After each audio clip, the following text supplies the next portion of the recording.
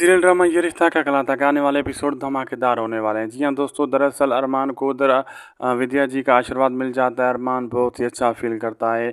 वो जूती पहनाने के जो बहाने आशीर्वाद विद्या से ले लेता है और विद्या उसे नहीं देखती, लेकिन अरमान उसे पूरा नोटिस करता है। विद्या जी को कहता है, मन माँ आपने मुझे माफ़ तो कर दिया होगा ना। दूसरी तरफ उधर मायरा जो होती है वो कंपटीशन जीत जाती है, बहुत खुश हो जाती है। अबीरा भी बहुत झूम रही होती है खुशी में। इतनी देर में उसके साथ जो होते हैं अंजुमन, वो भी खुश हो जाते हैं अबीरा को देखकर। लेकिन मायरा स्टेज से उतरने के बाद अरमान के साथ चली जाती है, तो अबीरा उसे ढूंढ रही होती है, इधर उधर कहाँ गई लड़की, कहाँ गई। लेकिन उसे मायरा इतनी जल्दी से हाथ नहीं आने वाली।